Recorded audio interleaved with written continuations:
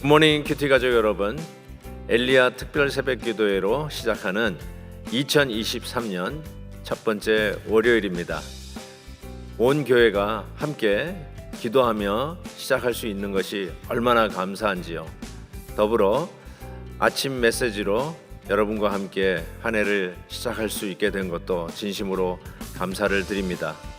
이번 엘리야 특별 새벽기도는 우리 교회 주제 Always be there, 거기에 있겠습니다 라는 주제로 먼저 우리가 기도의 자리에 있겠다라고 하는 결단과 각오로 시작을 합니다. 기도하며 시작하는 이 한 해가 우리 하나님이 친히 인도해 주시고 많은 기도의 열매로 풍성하게 채워주실 것을 믿어 의심치 않습니다.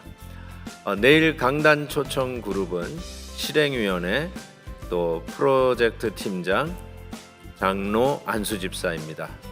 Always be there. 다 함께 부를 찬송은 104장 곧 오소서 임마누엘입니다. 다 같이 1절을 찬송하겠습니다.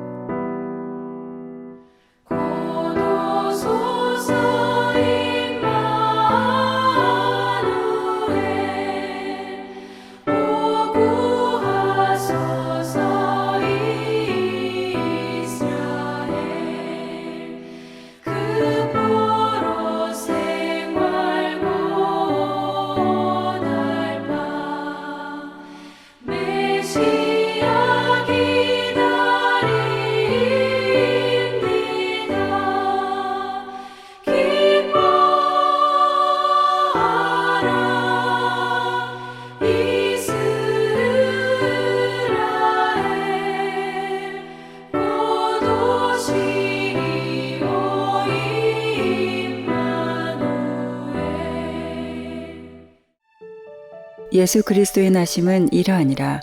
그의 어머니 마리아가 요셉과 약혼하고 동거하기 전에 성령으로 잉태된 것이 나타났더니 그의 남편 요셉은 의로운 사람이라 그를 드러내지 아니하고 가만히 끊고자 하여 이 일을 생각할 때에 주의 사자가 현몽하여 이르되 다윗의 자손 요셉아 내 아내 마리아 데려오기를 무서워하지 말라. 그에게 잉태된 자는 성령으로 된 것이라. 아들을 낳으리니 이름을 예수라 하라. 이는 그가 자기 백성을 그들의 죄에서 구원할 자이심이라 하니라. 이 모든 일이 된 것은 주께서 선지자로 하신 말씀을 이루려 하심이니 이르시되 보라 처녀가 잉태하여 아들을 낳을 것이요 그의 이름은 임마누엘이라 하리라 하셨으니 이를 번역한즉 하나님이 우리와 함께 계시다 함이라. 요셉이 잠에서 깨어 일어나 주의 사자의 분부대로 행하여 그의 아내를 데려왔으나 아들을 낳기까지 동침하지 아니하더니 나음에 이름을 예수라 하니라. 저는 이런 제목으로 말씀을 전하려고 합니다. 의로운 요셉, 요셉도 회개해야 라고 하는 제목으로 말씀을 전하려고 합니다. 실은 오늘 말씀에 요셉을 어떻게 소개하고 있냐면 요셉은 의로운 사람이라고 소개를 하고 있습니다. 실은 어제부터 마태복음이 우리 본문이 시작됐잖아요. 그래서 소위 마태복음은 낙호장이라고 하잖아요. 낙호. 그래서 낙호장이라고 그랬는데 이 18절부터는 예수님께서 그 족보를 넘어서 성령으로 잉태되어 마리아에게 나신 것을 이야기를 하고 있습니다. 그러니까 예수님은 어떤 인간에게 온 게 아니라 성령으로 잉태되었다라고 하는 것인데 저기에 한 가지 이렇게 포인트를 둔 게 동거하기 전에 잉태되었다라는 것입니다. 이게 굉장히 신선하게 다가오지 않습니까? 마리아하고 요셉은 이미 약혼한 사이입니다. 약혼했다는 말이 우리가 쉽게 얘기해서 서로 반지 나눠 꼈다 뭐 이런 수준이 아니라 훨씬 더 그 커미먼트가 지금의 우리가 결혼했다라고 해도 그 정도 수준의 그 커미트먼트가 두 사이에 있었던 거죠. 아직 부부는 아니라만 그 정도로 우리가 생각하는 결혼한 사이라고 할 정도로 커미트먼트가 있었는데 오늘 마리아가 임신한 것을 두고 이렇게 얘기하는 거예요. 동거하기 전에 잉태됐다, 이걸 얘기하고 있어요. 그래서 25절에 보면은, 오늘 본 마지막에 보면 요셉이 아들을 낳기까지 동침하지 아니하였다, 이렇게 쓰고 있는 거죠. 마리아하고 요셉이 같이 살았는데 아기가 탁 나왔단 말이죠. 예수가 나왔단 말이죠. 그런데 예수님이 탄생되기 전까지 동침하지 아니하였다. 우리하고 생각이 다르죠? 애를 낳았으면 여러분은 그걸 어떻게 알아? 이렇게 얘기할 수도 있을 것 같아요. 아니, 예수님의 이 잉태가 동거 전이라는 걸 계속해서 이 마태복음이 밝히잖아요. 사람이 한 게 아니라는 것이죠. 성령으로 잉태된 것이라는 것을 확실하게 밝히고 있는 것입니다.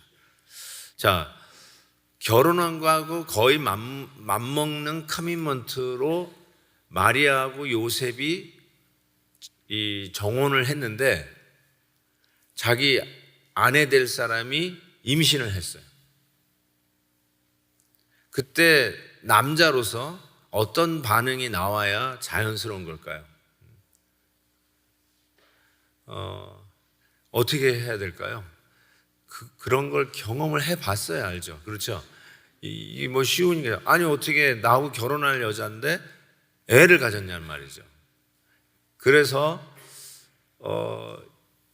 율법대로 할 수 있죠. 율법대로 할 수 있어요.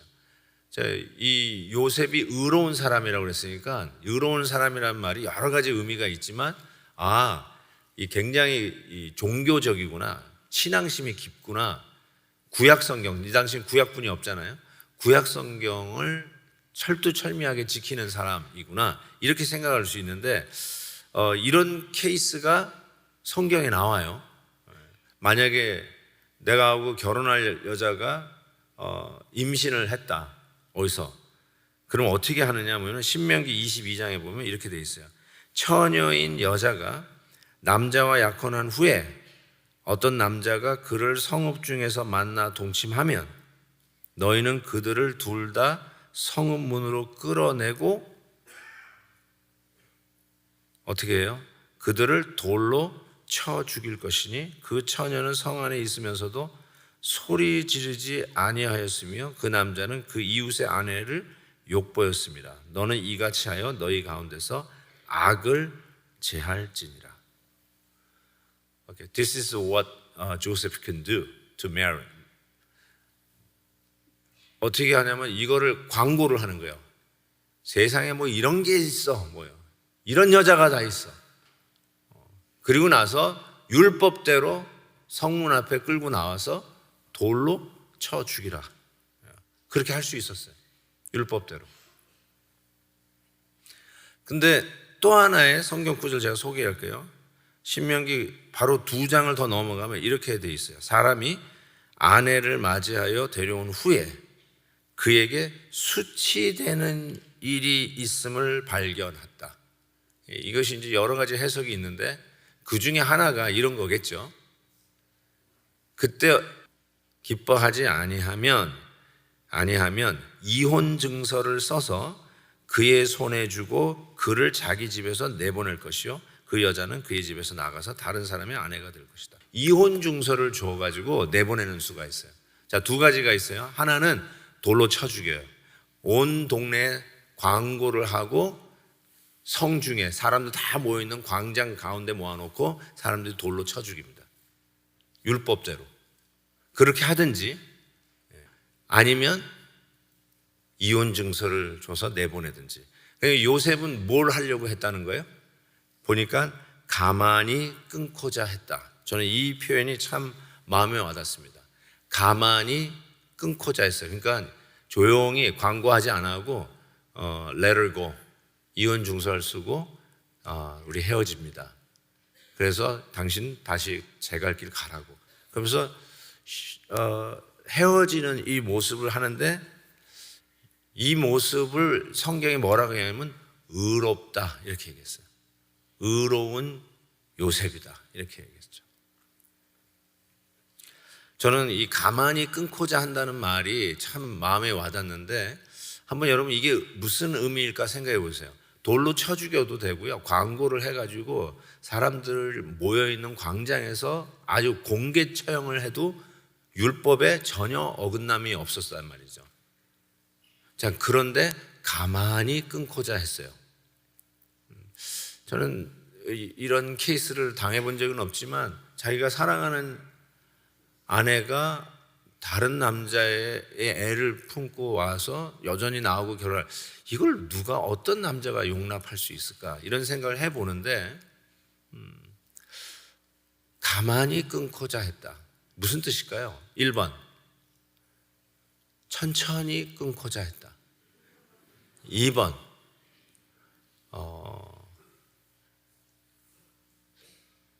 은 이렇게 몰래 끊고자 했다. 3번 이 여자가 당할 수치를 배려해서 아무도 모르게 이 아내를 내보내려고 했다. 3번일 것 같아요. 4번은 없어요. 3번이에요. 자, 왜 제가 이 말씀을 드리냐면 사람의 마음을 이렇게 배려하는 게 이걸 배려라고 하거든요. 사람이 저 사람이 어떻게 느낄까, 어떤 마음일까, 이거를 이렇게 배려를 하는 거예요. 이런 배려, 저는 이번에 한국에 갔을 때 머물렀던 호텔 딱 정문에 들어갔더니 이게 크게 한자로 써 있었어요. 이게 너무 멋있게 딱 두 자가 써 있었는데 우리 아내가 그걸 모르죠. 이게 무슨 글자인지 저는 한자를 알잖아요. 근데 이렇게 써 있어요. 배려. 호텔 정중앙에 배려. 배려하는 사회, 배려심이 없어지는 사회 속에서 호텔 정문에 배려 이렇게 한자로 써 있는 것을 봤어요. 그러니까 이 배려심이에요. 이 사람이 어떤 마음일까? 내가 이게 공개 처형하는 이걸 광고하면 이 얼마나 수치감을 느낄까? 얼마나 모욕감을 느낄까? 얼마나 정말 이 당황스러울까? 이 가문에, 그녀의 가문에 이게 얼마나 창피한 일일까? 얼마나 좀 안 됐을까? 내가 사랑하는 여자인데 이 여자에 대한 마지막 자존심이라도 지켜주려고 가만히 끊고자 했다.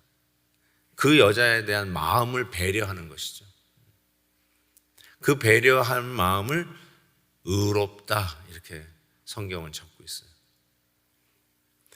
자, 그런데 이런 의로운 요셉이 그렇게 가만히 끊고자 했을 때 어떤 일이 일어나냐면 꿈에 천사가 계시를 해요. 주의 사자가 현명하여 이르되. 저는 이거를 이렇게 여러분에게 말씀드리고 싶어요. 의롭다 할지라도, 여러분이 의로운 요셉과 같은 사람이라 할지라도 참 세밀하게 챙기고 아내에 대한 배려심이 있고 이 교회 생활을 하면 알 수 있어요. 참 저 집사님은 남을 배려하는 마음이 참 특별하다 이런 걸 생각하는 거예요. 그래서 이번 솔직히 팬데믹 동안에 우리 성도님들 중에 이 배려심이 많은 분들을 보게 됐어요. 우리 목회자들이 얼마나 힘들까 하면서 서로 컨택이 안 되는 소셜 디스턴스를 지키는 가운데도 이렇게 런치 패키지를 가져와서 우리 사무실 앞에 두고 가시는 거예요. 목사님들 응원한다고. 참 배려심이 너무너무나죠. 그러니까 처음 보시는 분들이 그런 일들을 하더라고요. 당연히 앞에 나와서 좀 더 격려해 주실 것 같았던 분들은 코빼기도 안 베이는데 전혀 모르는 분들이 목회자들을 격려한다고 지나가면서 도나스도 갖다 놓고 가시고 런치 패키지도 갖다 놓고 가시고 참 이런 배려심이 있었어요. 야, 참 좋은 분들 많다 이런 생각을 했는데 바로 그런 배려심을 누가 가졌냐면 이 요셉이 가졌단 말이에요. 그런데 이 배려심을 가진 그리고 의롭다라고 얘기한 이 요셉에게 계시가 와요. 계시. 스페셜 레벨레이션이 등장하게 됩니다. 주의 사자가 현명하여 가로되. 저는 이것을 이렇게 해석을 합니다. 아무리 의로우시고 아무리 성격적으로 배려심이 좋은 분이라 할지라도 You need revelation. 우리는 하나님의 말씀의 계시가 필요한 자들이다. 즉 그거를 지금 가르쳐 주고 있는 것이죠. 배려심은 제가 이 가만히 끊고자 하는 요셉의 마음을 자꾸 좀 생각하다가 참 이런 게 부럽다라고 하는 생각도 들었어요. 이게 실은 예수 믿은 후에 이런 배려심이 더 이 복음 안에서 우리의 성격, 우리의 그 행동에, 우리의 생각에 나타나야 된다고 저는 생각하거든요. 요셉은 그래도 예수님을 아직 만나지 못했죠. 뭐 자기가 이제 앞으로 예수님의 아버지가 될 사람이지만 그는 유대인으로 자랐어요. 그러면서 이 특별 계시에 요셉에 대해서 뭐라고 표현을 하냐면 그는 다윗의 자손이라는 것이 딱 소개가 되고 있어요. 요셉이 누구냐? 다윗의 자손 요셉아 하고 천사가 나타나서 얘기해요. 다윗의 자손이라는 말에서부터 이 요셉은 무슨 생각을 해야 되냐면 구약에 정통했으니까, 그리고 경건한 자니까 앞으로 메시아가 오는데 다윗의 계보에서 온다는 것을 그는 알고 있는 거죠. 다윗의 계보에서 메시아가 온다는 걸 아는 거죠. 그런 의미에서 생각할 때 요셉이 의롭고 배려심이 깊고 남을 생각하는 마음이 지긋하고 어떤 남의 어떤 감정적인 필요도 감지 능력이 탁월하고 그거를 생각할 수 있는 여유가 있고 또 양심의 힘이 있고 저 사람의 필요를 직감하는 능력이 있는 이 배려심이 있는 요셉도 하나님의 말씀의 계시가 필요해서 자기가 지금 이 배려심이 어떻게 쓰여져야 되는지 단순히 조용히 끊고자 하는, 그래서 서로의 shame, 부끄러움에서부터 벗어나려고 하는 그 정도의 배려심이 아니라 실은 내가 다윗의 계보에 있는 사람이지 메시아가 온다는 것을 드디어 이 계시를 통해서 천사를 통해서 가르쳐주고 깨닫게 되는 것입니다.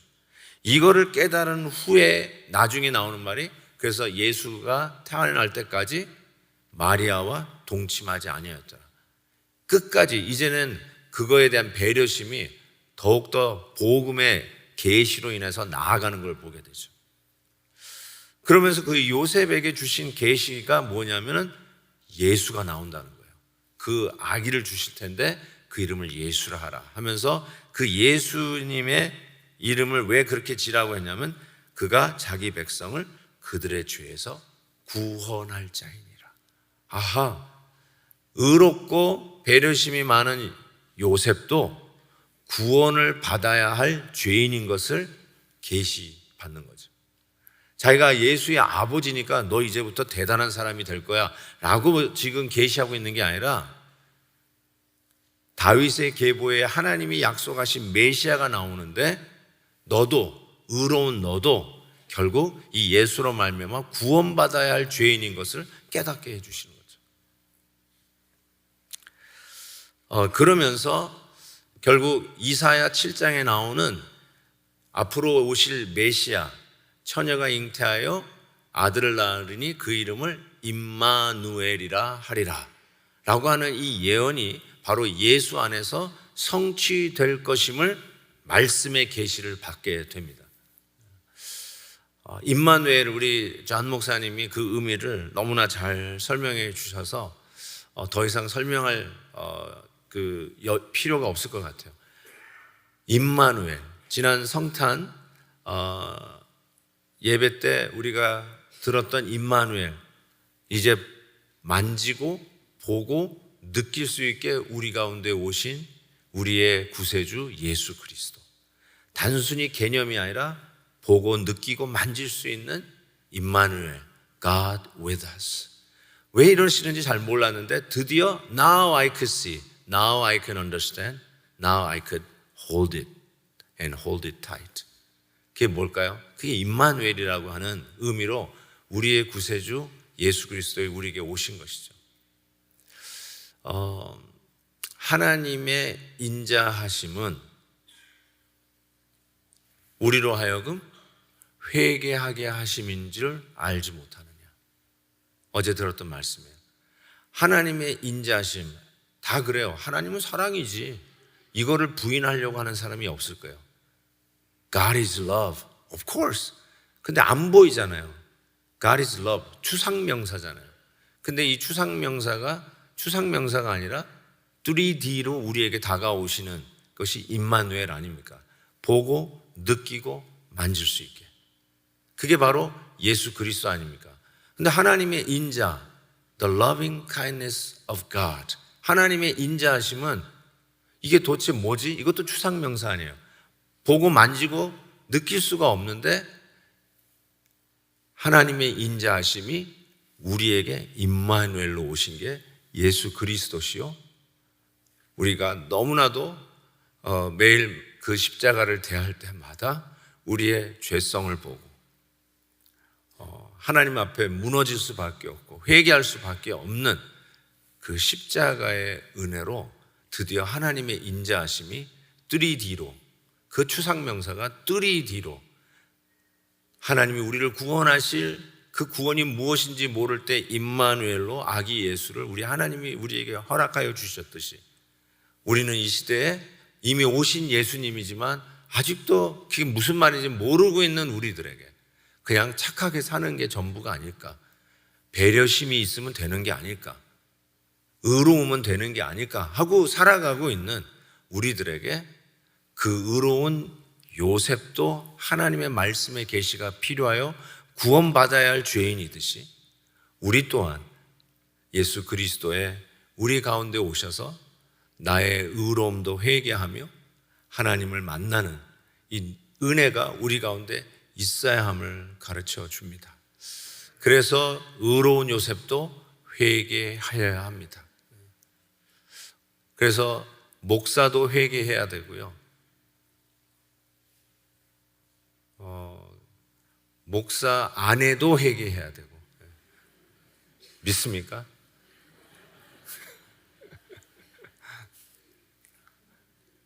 그러니 요셉도 회개해야 되니 배려심이 없는 못된 인간들도 당연히 회개해야 되죠. Shame on you. 예수 믿으면서도 이런 배려심도 없다면 부끄러운 줄 아십시오. 요셉이 의로운 사람이라고 그랬어요. 얼마나 당황할까, 얼마나 굴욕스러울까, 얼마나 창피할까. 이거를 아는 배려심이 있었던 의로운 요셉, 그도 하나님의 말씀에 따라 회개해야 할 죄인이라면 그런 것도 생각하지도 않고 남이 어떻게 생각하는지 I don't care, 나는 내 방식대로 살 거야, 이런 죄인들은 몇 번이나 더 회개를 하고 얼마나 더 하나님 앞에 회개해야 되겠습니까? 기도의 손을 듭니다. 우리 같이 주여 외치고, 주여, 의로운 요셉도 회개하여 구원받아야 할 죄인입니다.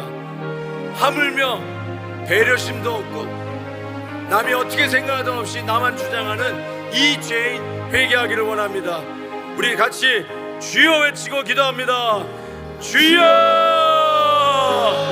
아버지 하나님, 이 죄인이 손을 갖고 합니다. 주님 도우시옵소서. 주여 나타나 주시옵소서.